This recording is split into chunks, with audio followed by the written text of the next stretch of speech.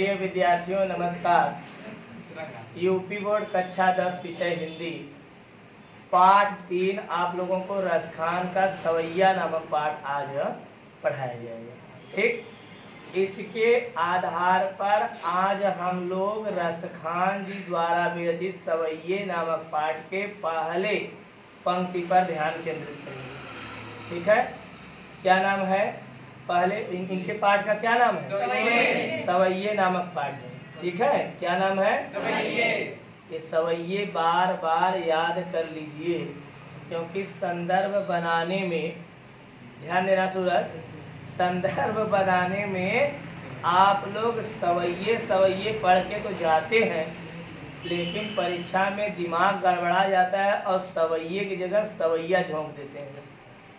ठीक है, और सवैया इधर तुम लिखा कि उधर नंबर गा कह रहा है मिला।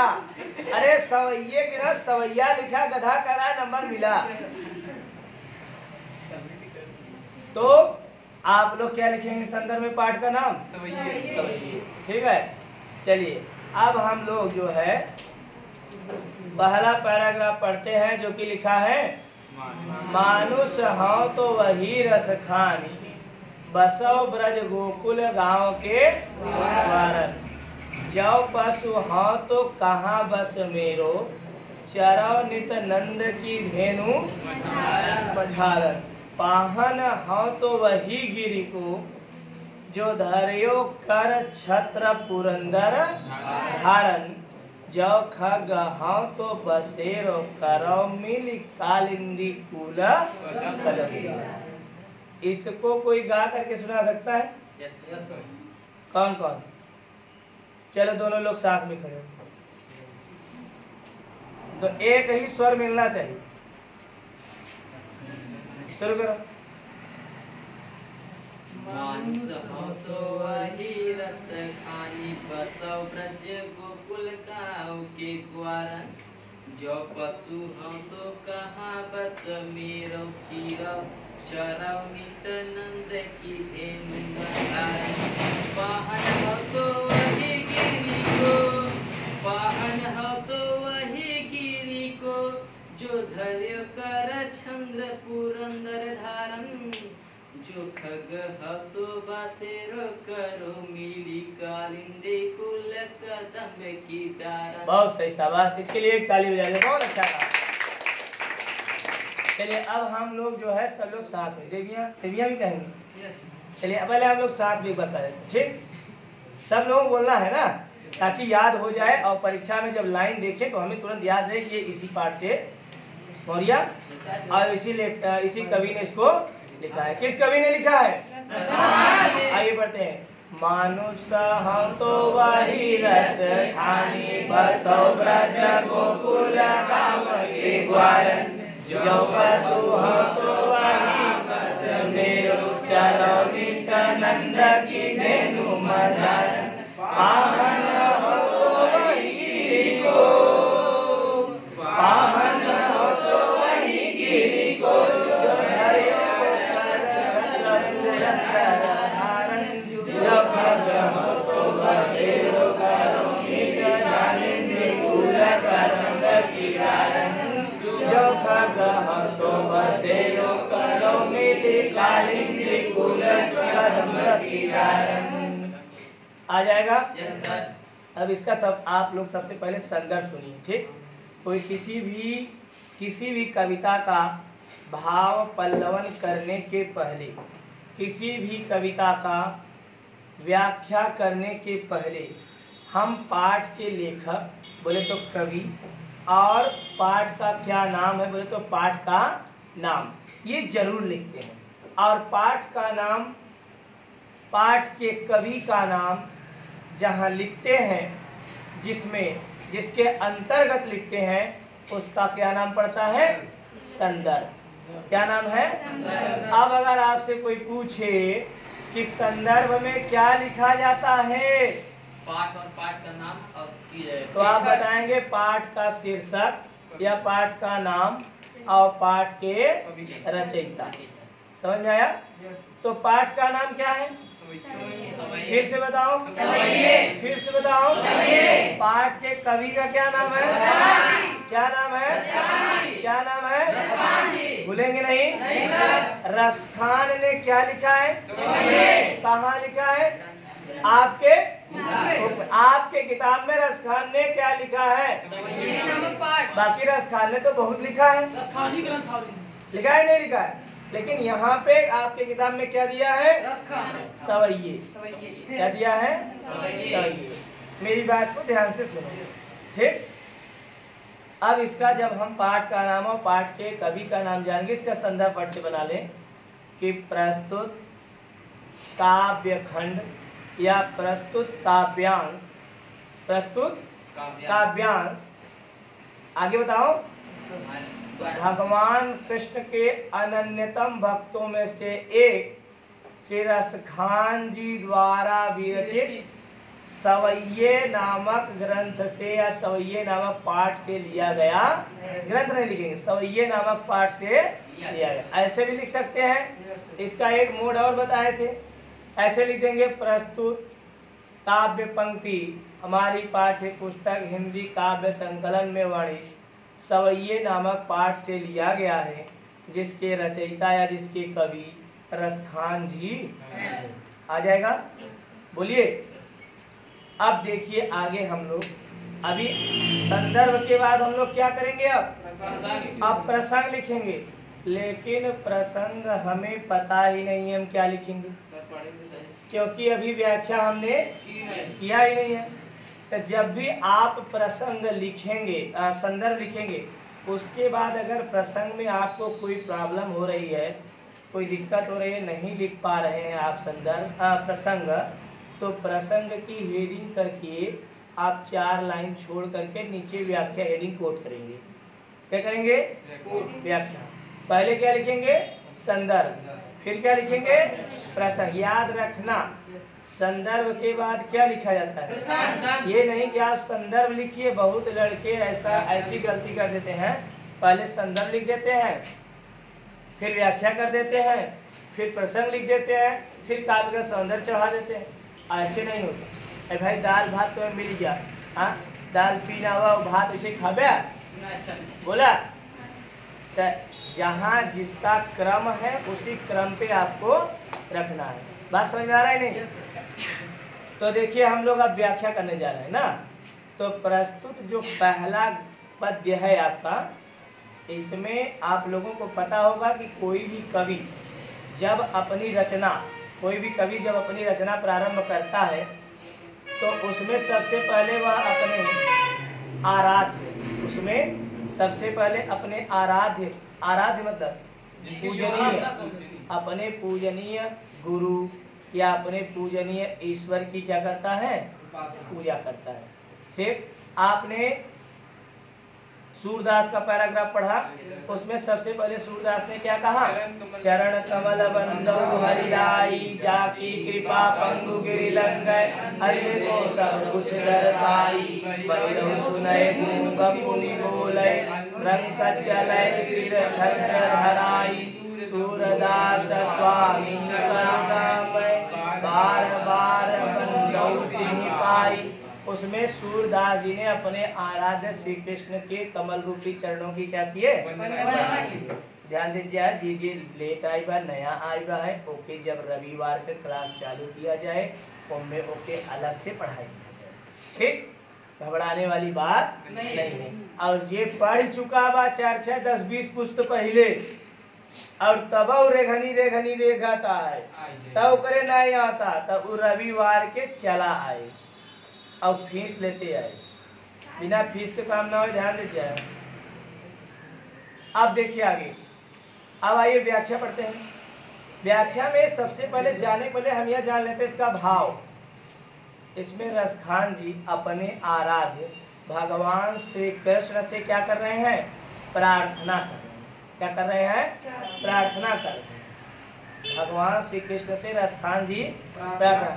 अब प्रार्थना ऐसा ना है, ऊंची क्वालिटी की प्रार्थना है। रसखान जी अभी ध्यान दीजिए, हमें तो है जौन जन्म लिया खाली यही का चिंता बा है, यही टेंशन बा है, जे नौकरी ना पाए बा वो नौकरी के चक्कर में पड़ा बा, जे नौकरी पाई गया वो छोकरी के चक्कर में पड़ा बा, जे बुढ़ाई गया बा अपन युवा अवस्था देख के परेशान बा पीछे वाला के युवा अवस्था में हम कैसे रहे, जे युवा में बा वो बचपन देख के परेशान बा कि बचपन में कैसन रहा स्थिति हमार।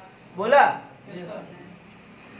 सब परेशान है, रसखाना परेशान है, लेकिन रसखान का परेशानी हमार तो आप परेशानी से का बा भिन्न बा। रसखान जी के अपने ई जन्म का कोनो इफेक्ट ना है, कोनो प्रभाव ना है, कोनो दिक्कत कोनो तकलीफ दुख ना है। रसखान जी कहत हैं कि भगवान हम अच्छा कर्म किया मनईक जन्म आगे जस करत ही तस पाऊ भी तो हमहू जानते, तो वो अपने अगले जन्म का प्रार्थना भगवान श्री कृष्ण से किए हैं। आप समझ गए ना? भगवान श्री कृष्ण से रसखान जी अपने इस जन्म में कुछ मांगे नहीं है, वो कहत हैं कि भगवान अगर हमार अगला जन्म कुकुर बिलार बानर सियार घोड़ा बिल्ली गधा कुछ भी अगर जन्म भा तो आप हमारे ऊपर कृपा करें। कैसे कहते हैं? कहते हैं कि मानुष हाँ। इतना आपको समझ में आ गया? रसखान जी कहाँ की कब की प्रार्थना कर रहे हैं? जब उनका अगला जन्म हो लागे, मर ही अगला जन्म जब उनका हो लागे तब का बात रसखान कहते हैं। माने रसखान जी अपने भावी जीवन के बारे में भगवान श्री कृष्ण से प्रार्थना, भावी माने भविष्य, आने वाले कल के बारे में, आने वाले अगले जन्म के बारे में भगवान श्री कृष्ण से रसखान जी कहते हैं कि हे प्रभु। अब इसका भाव आप बनाएंगे, व्याख्या में कहेंगे कि भगवान श्री कृष्ण के परम भक्तों में से एक श्री रसखान जी उनकी प्रार्थना करते हुए या अपने अगले जन्म के बारे में प्रार्थना करते हुए कहते हैं कि क्या कहते हैं? कि मानुष हाँ, यदि मेरा अगला जन्म, कौन सा जन्म? अगले जन्म की बात हो रही ना। रसखान, वही रसखान देखा लिखा हुआ मानुष हाँ, तो वही रसखान। वही रसखान का मतलब यह है कि रसखान जी कहते हैं, श्वेता नीच लगा था कहाँ? रसखान जी कहते हैं कि हे प्रभु, यदि मेरा अगला जन्म किसी कारणवश मनुष्य का हो गया, यदि मेरा अगला जन्म किसी कारणवश मनुष्य का हो गया, देखिए लिखा है बसव ब्रज गोकुल गांव की द्वारा, वही बसव ब्रज गोकुल, तो आप उसी ब्रज के गोकुल नामक गांव में, आप उसी ब्रज के गोकुल नामक गांव में जन्म दीजिएगा। अब देखो लिखा हुआ ग्वारन, क्या लिखा है? ग्वारन। देखो लिखा है, नहीं लिखा है? मानुष हाँ, तो वही रसखान बसव ब्रज गोकुल गांव के ग्वारन।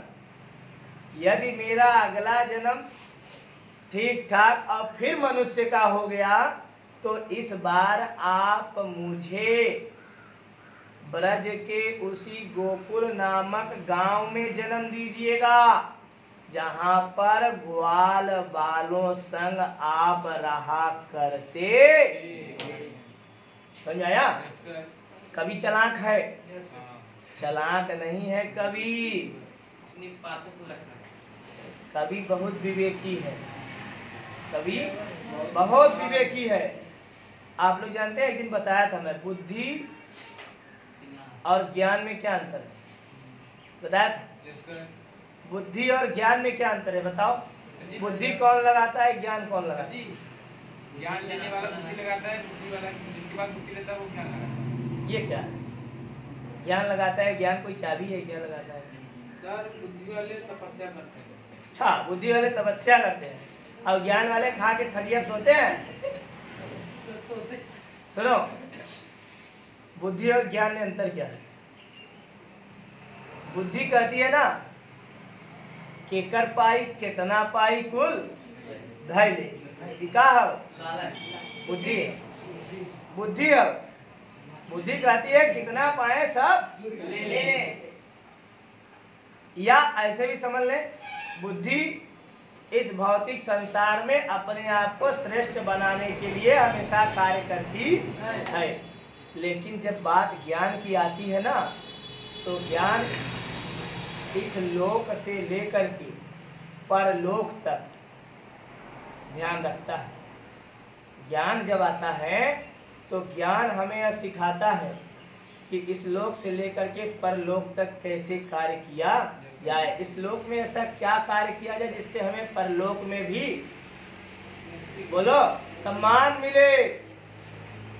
ए भाई, रुपया पैसा को झोंक के कमाते है, ले जावे तो बोला, लेकिन ज्ञान हमारा कहता है रुपया पैसा,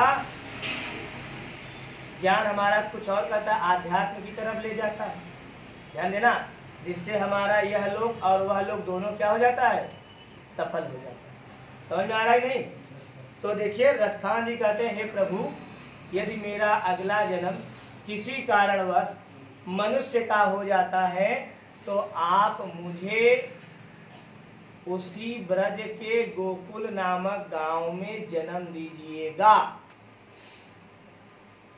जिस में ग्वाल बालों के साथ आप भी कभी रहा करते थे। भाव है, ध्यान देना। आगे क्या लिखा है? जाओ पशु हूं। और तो और, हे प्रभु, यदि हमार थोड़ा बहुत शरीर खराब हो गया या मनई जन्म में हम कायदे से काम ना कर पाए,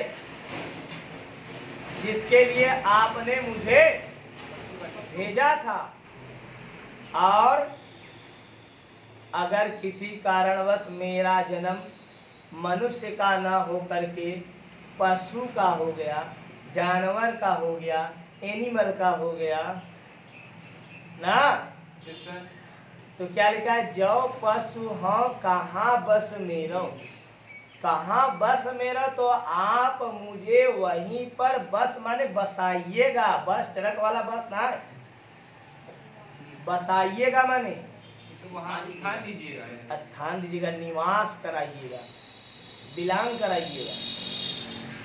हे प्रभु, यदि मेरा अगला जन्म किसी कारणवश मनुष्य का ना हो करके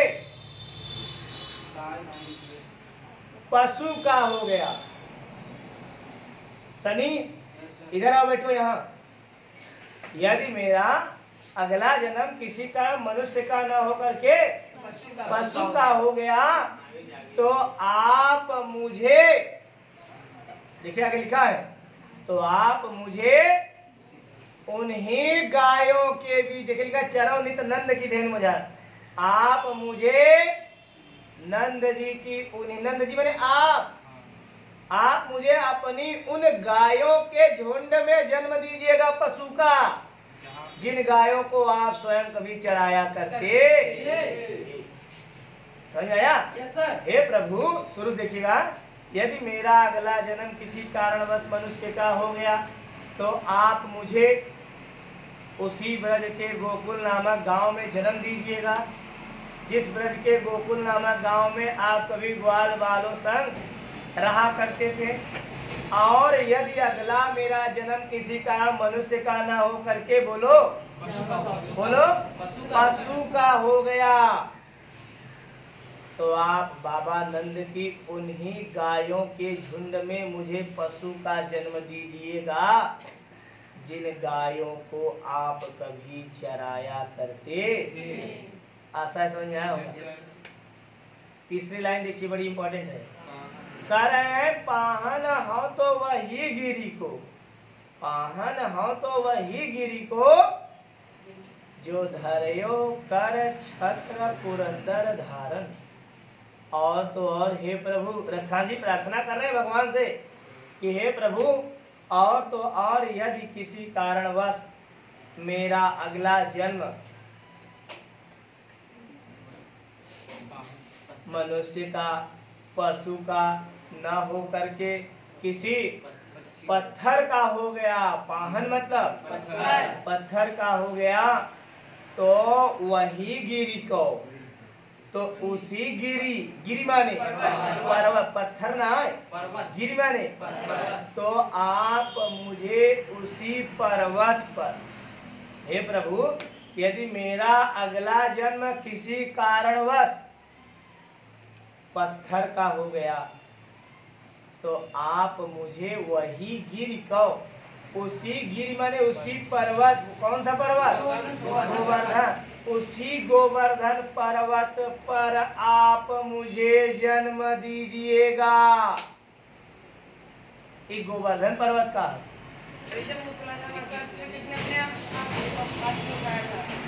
हाँ, एक बार की बात है, भगवान श्री कृष्ण, सुना, एक बार की बात है, भगवान श्री कृष्ण और क्या बोलते हैं उनके बड़े भाई, क्या नाम था? बलराम। एक बार की बात है, भगवान श्री कृष्ण और बड़े भाई बलराम आ रहे थे गांव की तरफ, ठीक, और देखे कि गांव में, ध्यान देना, और देखे कि गांव में पूजा पाठ कराया जा रहा है। क्या कराया जा रहा है? पूजा पाठ कराया जा रहा है, ठीक। तो उन्होंने पूछा कि ये पूजा पाठ कैसा चल रहा है? कहे भगवान इंद्र का पूजा चल रहा है। किसका पूजा? कहे क्यों? कहे पानी बरसने के लिए। कहे पानी बरसने के लिए इंद्र की पूजा कर रहे हो? अरे भाई, इंद्र की क्या पूजा करते हो? अरे उस गोवर्धन पर्वत की पूजा करो। इंद्र तो पानी बरसा देते हैं, टैंकर का टैंकर पानी ले आकर के उड़ेल देते हैं। और गोवर्धन पर्वत ना हो तो बादल यहाँ बनेगा, बारिश कहीं।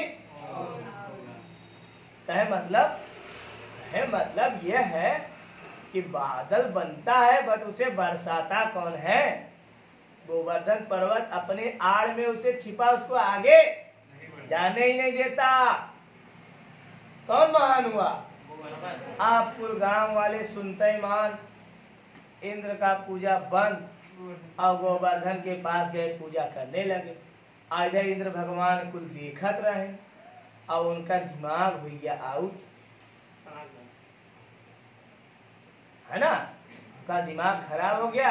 अपने दूतों को उन्होंने कहा कि लाइए 10, 15, 20, 25, 30, 40, 50 टैंकर पानी कुल ले जाएगा गोकुल में, यश बहावा कि गोकुल बह जाए। अब बादल यूं यूं बड़ा बड़ा बादल, सब पानी भर भर टैंकर के रूप में ले चले, गड़गड़ गड़गड़ गड़गड़ गड़गड़, गोकुल के पूरे गांव के ऊपर छाई गए। गांव वाले जान गए कि अब दिक्कत होना। कितना जने कान हुई, काना चक्कर में आए क्या, मौज में काना ही हुई है ना, ध्यान समझना। और बारिश होने लगी, खूब धुआंधार बारिश हुई। इतनी बारिश हुई कि अब लगने लगा कि अब गांव क्या होगा, डूब जाएगा। तब सब लोग कान्हा के पास गए, कान्हा अब हमको तुम ही बचा सकते। कान्हा भगवान श्री कृष्ण बोले तो उन्होंने कहा, अरे जिस पर्वत की तुम लोगों ने पूजा की है, जिस गोवर्धन पर्वत की तुम लोगों ने पूजा की है, वो किस दिन काम आएगा। चलो सब लोग पर्वत के पास। गोवर्धन पर्वत के पास गए। भगवान श्री कृष्ण अग्रहरी थे, वो आगे पहुंचे। कहे, हे गोवर्धन पर्वत, आज ही आपकी हमने पूजा की, अब इतना गजब की पूजा का फल मिलेगा मैये। कान्हा की बात सुना, गोवर्धन पर्वत उठ करके फ्रंट में आया, सामने। उन्होंने कहा कि आज हम गांव वासियों को आपकी जरूरत आन पड़ी। गोवर्धन पर्वत ने कहा, भगवान आपके काम हम आए, यही हमारा सबसे बड़ा सौभाग्य है। कहें आप आदेश दीजिए। कहें बस कैसो काम करा कि हम लोग बच जाए। ऐ गोकुल निवासी ही ना परेशान है, गाय गोरू बछवा बचिया कुकुर बिलार बानर सियार सब। अच्छा कैसे करा सब कुल जने छोड़ छाड़ के लेके आवा ही हम हमके रच के उठाई दिए। गाँव वाले क्या देखा काम बन गया। कुल गांव वाले आ गए हुए भगवान श्री कृष्ण उठाए दिए कि और जब उठाए अब भारत वाले एक नकल छी फोटो खींचने वह गोवर्धन पर्वत देख के छाता 12 कड़ी के निर्माण हुई। अब पानी बरसा तो गप से गोवर्धन पर्वत हम लोग उठाए ले थे छाता और भिजा था। सबसे पहले छाता का श्री कृष्ण ने किया का रहा छाता। था। ओकरे बाद हम लोग कपड़ा छाता बना देते गए। भाई हम लोग तो कृष्ण भगवान है ना गोवर्धन तो उठे ना ये छातावा उठाए थे कम से कम ये कि छोटा भीम छोटा गोवर्धन पर्वत। चलिए खैर ये सब तो हंसी मजाक के लिए था। सर ये गांव कहाँ है? ध्यान दिया भगवान श्री कृष्ण ने वो गोवर्धन पर्वत को अपने कनिष्ठिका अंगुली पर उठाया और उसी पर्वत के नीचे सब गांव वाले आ गए। तब जा करके गांव वालों की रक्षा। अच्छा अब ध्यान दीजिएगा इतना पानी गिरा कि इंद्र का जितना टैंकर था सब खाली। लेकिन क्यों गोकुल के एक निवासी के बहा ही नहीं पाए। इंद्र का घमंड टूटा कि नहीं? इंद्र भगवान सामूहिक रूप से हमारी ना माफी मांगे नहीं है। एक दिन कान्हा जात रहे अकेला, तब के जमाने में ये बिल्डिंग उल्डिंग थोड़ी न बना रहा, झोपड़ी उपड़ी रहे। उसके बाद कुछ टापू एरिया रहे, पेड़ पालो वहरे से हो के जात रहे। इंद्र देखें क्यों न गप से प्रकट हो गया। काय भगवान त्राहिमाम, मैं अपने घमंड में आकर के मैं ये जान नहीं सका कि आप श्री कृष्ण पहले नहीं, श्री कृष्ण बाद में, पहले भगवान हरि हैं, भगवान विष्णु हैं। मैं आपकी महिमा को अपने अज्ञान रूपी अंधकार या घमंड में जाना नहीं पाया। कृष्ण भगवान कहें रिलैक्स, ऐसी गलतियां तो मैं रोज देखता हूँ। जात जहां जाते चला जाए तो अब वो प्रसंग यहाँ आए और यहाँ कहा गया का बोला पाहना हाँ तो वही गिर को। अगर मेरा अगला जन्म मनुष्य एवं पशु का ना हो करके पत्थर का हो गया तो आप मुझे वही गिर को उसी पर्वत बोले तो उसी गोवर्धन पर्वत पर पत्थर का जन्म दीजिएगा जिस पर्वत को धर्यो कर माने हाथ, धर्यो कर छत्र पुरंदर माने इंद्र। जिस पत्थर को आप मुझे उसी पर्वत पर जन्म दीजिएगा, उसी गोवर्धन नामक पर्वत पर पत्थर का जन्म दीजिएगा। जिस गोवर्धन पर्वत को आपने कभी पुरंदर में इंद्र के द्वारा बरसाए गए जल प्रकोप से बचाने के लिए, किसको? देवराज इंद्र द्वारा बरसाए गए जल प्रकोप की रक्षा के लिए, जल प्रकोप से गोकुल वासियों की रक्षा के लिए आपने जिस पर्वत को छाते के रूप में देखा लिखा वो छाता, छत्र, अम्ब्रेला, छत्र माने छाते के रूप में जिस गोवर्धन पर्वत को उठा करके संपूर्ण गोकुल वासियों को आपने बचाया था, ऐसे गोवर्धन पर्वत पर आप मुझे पत्थर का जन्म दीजिए। आ जाएगा? चौथी लाइन बड़ी दमदार है और उन्होंने कहा कि मान ले थी अगर हमारा अगला जन्म मनई का, पशु का, पत्थरे का ना हो के कोनो पंछी का हो गया चिड़ई, चिड़ई में चिड़िया ना। यदि मेरा अगला जन्म किसी कारणवश, जाओ खग हो, खग माने पंछियाँ। यदि मेरा अगला जन्म किसी कारणवश पंछी का हो जाता है, पक्षी का हो जाता है, चिड़िया का हो जाता है, तो बसेरो करो, तो आप मुझे वहीं पर बसेरा दीजिएगा, वहीं पर निवास स्थान दीजिएगा। कहाँ? मिली कालिंदी कूल कदम्ब की डारन। कालिंदी माने यमुना। आप मुझे उसी यमुना नदी के तट पर उपस्थित कदम्ब की वृक्ष की डाल पर जन्म दीजिएगा पंछी का, जिस कदम्ब की वृक्ष पर कभी बैठ करके आप बांसुरी बजाया करती, उसी कदम्ब की वृक्ष की डाल पर आप मुझे पंछी का जन्म आ जाएगा। नीचे लिख दिया काला पेन से, निष्कर्ष मार दिया और लिख दिया, या आशय हेडिंग लिख दिया, यहाँ भगवान श्री कृष्ण से कवि का इतना प्रेम है, यहाँ पर भगवान श्री कृष्ण से कवि रसखान की इतनी भक्ति है कि कवि किसी भी क्षण, किसी भी जन्म में, किसी भी समय में वह भगवान से दूर नहीं रहना चाह रहा। सही बात है कि नहीं? सही बात है कि नहीं, बताइएगा। समझ में आया? ये पैराग्राफ आप लोग अच्छी तरह से पढ़ लीजिएगा। पूरा आशा है कि आप लोगों को समझ में आ गया है।